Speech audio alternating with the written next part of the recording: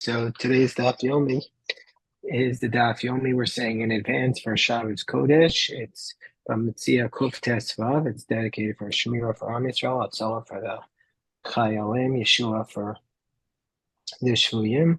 And we're going to start in the bottom of Kuf Yudalad Amud Beis, 4 lines from the bottom on 114b. Amar Rabbi Yochanan taught halacha Mishkano Umeis. Let's say a person takes a security and then the borrower dies after he gave him the security. So the security is in the hands of the borrower, and then the borrower has died. So he returned the security to him because the borrower needed it, and now the borrower is dead.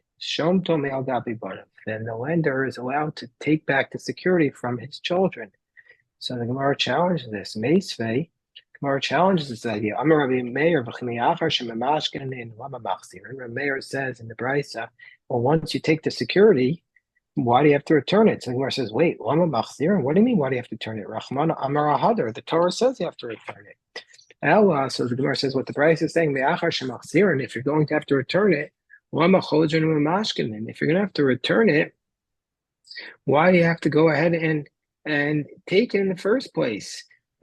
You have to return it to him the next day. What's the point?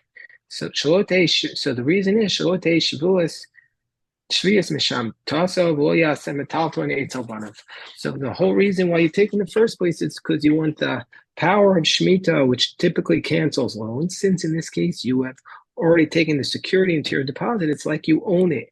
And also, the metalton, typically speaking, the movables cannot be collected from the assets of the heirs.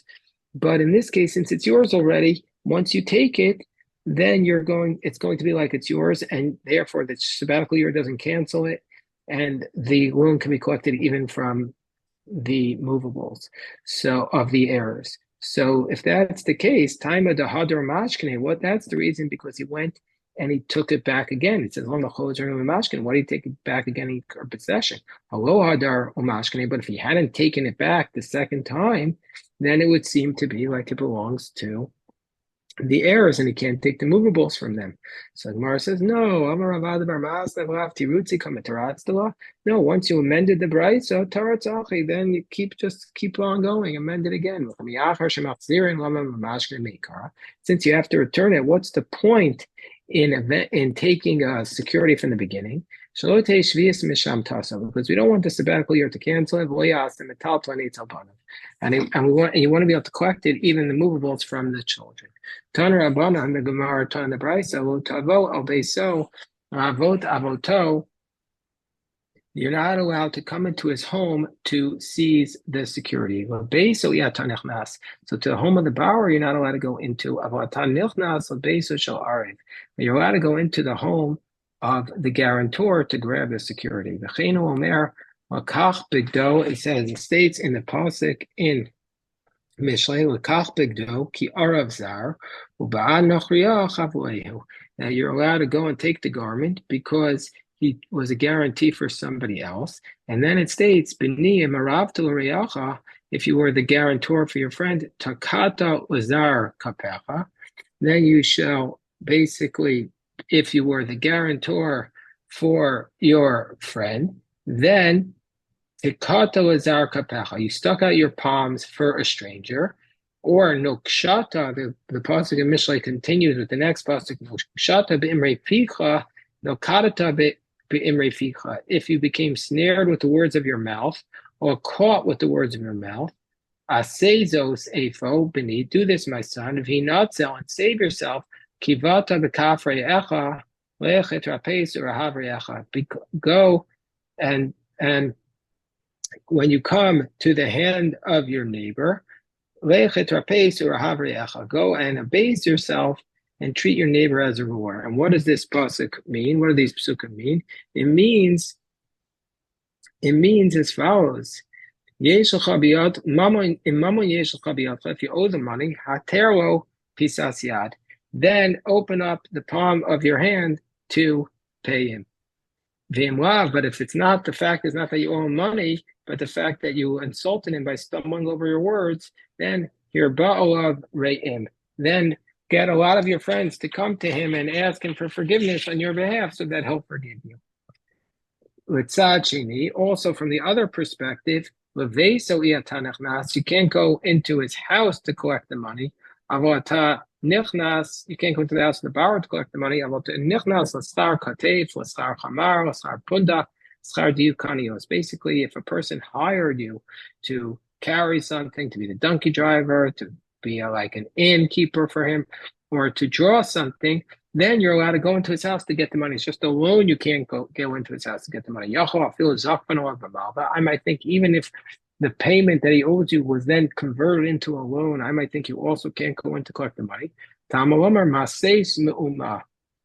The verse states any loan, meaning to say, even if it became that way from another type of initial debt, it wasn't initially started as a loan, you're still not, once it becomes a loan, you can't go into his house to collect the money. Now we go on to the next Mishnah. The Mishnah says, when we say that you're not allowed to go into the house of a widow to collect, when it says almana, when it says in the pasuk that you're not allowed to collect the security from an almana, it says losata mishpat ger yasom. You're not allowed to avert the justice of an orphan or a stranger. You're not allowed to take the security of widow. And this means almana bein she'aniya bein she'ashira. Whether the widow is wealthy or whether she is poor, you're not going to be allowed to collect the security from her. You're not allowed to collect the security. As it states, you're not allowed to take as a security the garment of a widow. Tan Rabbanan almana, this widow, which we're talking about, bein she'aniya bein she'ashira, the widow, it doesn't matter if she's wealthy or if she's poor, you're not allowed to take the security. That's Rabbi Yehuda's position. Whereas Rabbi Shimon says, Ashira mashkenosa. If she's wealthy, you're allowed to take security from her. Aniya mashkenosa. But if she's poor, you can't. Why? Why can you not take the security if she's poor? Because you have to give back the security at night. If she needs the garment, you have to give it back at night. And therefore, as a result of this, the neighbors see you bringing back her clothes every night to wear. They're going to see you coming in and out of her house. They're going to give her a bad reputation. So Rabbi Shimon expounds the reasoning behind the verse, and therefore he says it only applies to a. Hold on one second.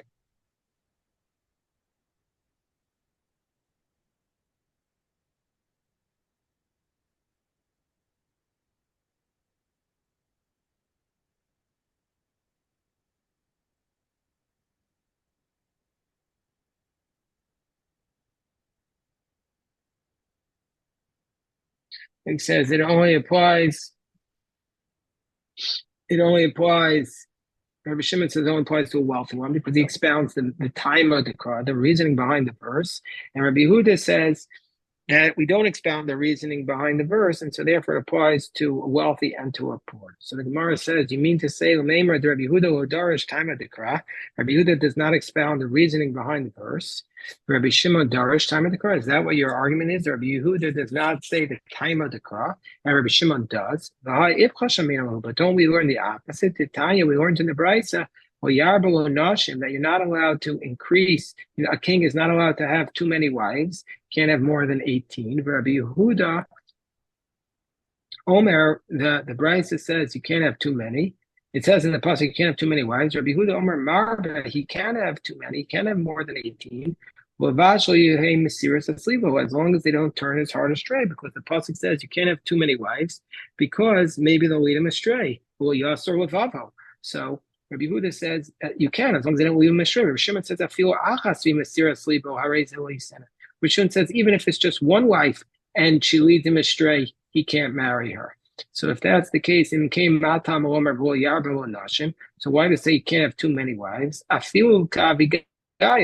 Mean to say that even if the 19th wife would be like Abigail, then he can't even lead her astray. So we see from here Rabbi Yehuda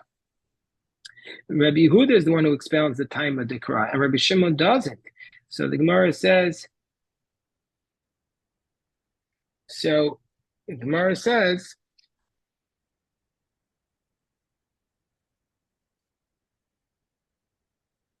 The Gemara said.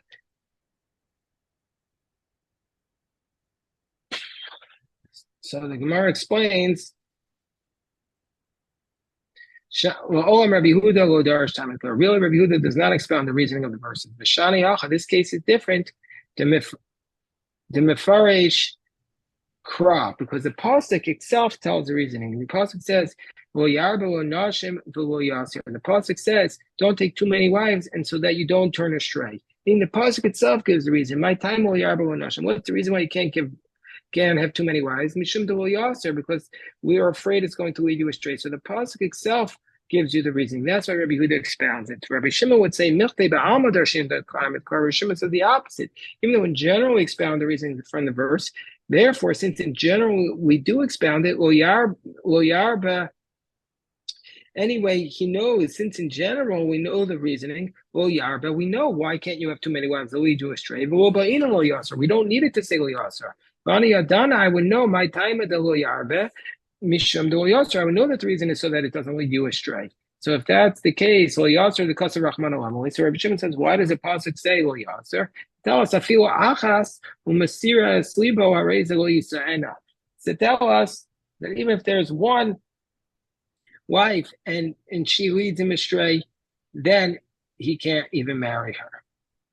Okay, so now we're up to the next Mishnah. The Mishnah says hachovel esarei chayim, that if somebody takes as a security a millstone over mishum lotase, he's going to be in violation of a prohibition.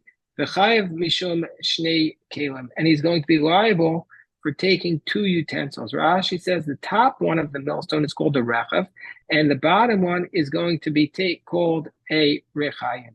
So rechayim is both a general term, and also it refers to the lower part of the millstone as well. As it states, L'yachbo rechayim v'rechev.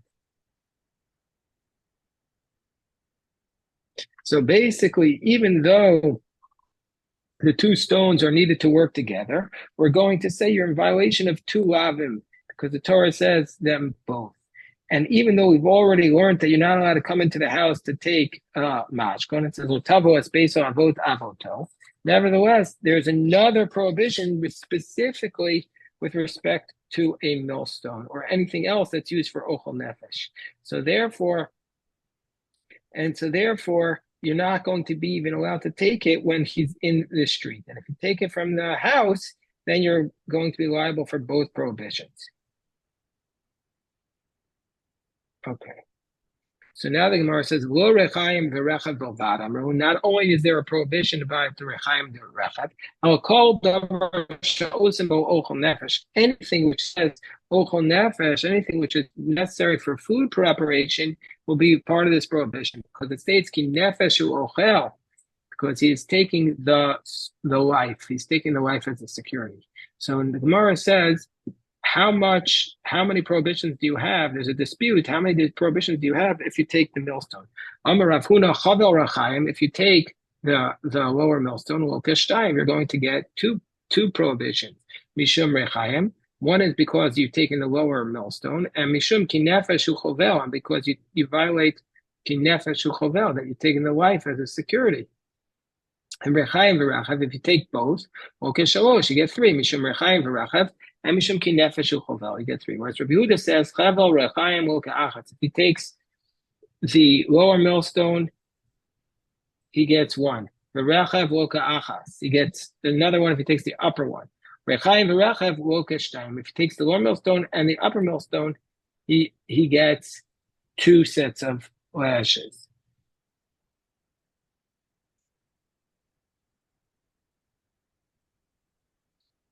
So basically, he only gets two. But the person who just takes the idea, so that's only applying, we're on top of Bava Metzia, that only applies to other prohibitions, not specifically the millstones. So the Gemara says, Lema Abai the Rava, Bepulta de Rav Huna Rav Yehuda. Let's say Abai and Rava, they're arguing about the dispute of Rav Huna and Rav Yehuda. The Amar Rava, Achalna Loka Shtayim. If it basically, this is a reference to the current Pesach, where you're not allowed to eat it you're not allowed to eat it. Na is partially cooked. So let's say you eat it partially cooked. Rava says he's going to get two sets of lashes. Mishum na, mishum ki imtzli eish. So you can't eat it roasted, you can't eat it raw, and you can only eat it roasted. Mevushal, if you eat the Korban Pesach when it's boiled, lokashtayim. You're also going to get two sets of lashes. Mishum mevushal, mishum ki imtzli eish. You're going to get it because you're not allowed to eat it boiled, and you can only eat it roasted. Na mevushal, let's say you eat it partially cooked, raw, and mevushal, and it's boiled. Then look at shalosh, mishum na, mishum mevushal, mishum lo tochlenu ki imtzli eish. So you're going to get three sets of lashes there. Whereas Abaye Amar, so Abaye, so Rava seems to be like Rav Huna. So, and Abaye says, a person does not get lashes for what's called a lav shabakolos, meaning to say, what's lav shabakolos?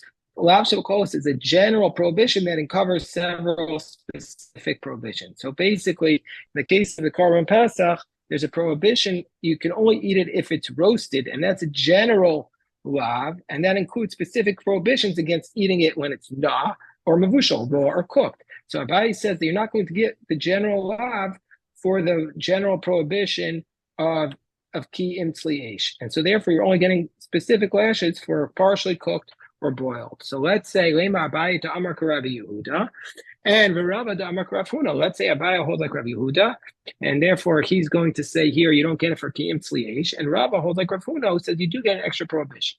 Mar says Rava would say, I say it even like Rav Yehuda. Ad kan lo kama Rav Yehuda hasam ela de kinefesh uchovel or mashma rechaim v'rechav. The only reason why Rav Yehuda says there that it doesn't apply to rechaim and rechav because it says kinefesh uchovel because he's taking the life, and we don't learn that from millstone because because it can't be learned from the mishum the kinefesh uchovel does not seem to imply rechaim v'rechav. Therefore, we say it refers to other things. Avohacha ki imtzli eish also. What is ki imtzli eish coming to teach us? It's coming to teach us a general prohibition. Shema min olav. It teaches us the general prohibition. Abaye would say, Ana da Amri. Abaye would say, I would say afilu. Rav Huna, I could say even according to Rav Huna, Ad Kama will come Rav Huna Hasam El the Kinefesh Uchovel, which is taking life as a security. But Yiserahu, it's extra. So keeping the Yiserahu, Shajeh Rachaim V'Rachab. So therefore, since actually put it on the millstone, Avohacha Kiyim Tzliyesh Lav Yiserahu. Because it's not extra, because we need it. When you have the positive command, eat it roasted, Yeshno Mabal Tochal. But then you also have the prohibition of don't eat the rubbish. So okay, so that's the daf for Shabbos, and it's a beautiful daf. We learn about the time of the Quran, the reasoning, expounding the reasoning of the verse. It's a shkoyach. Everybody have a great Shabbos. Shkoyach.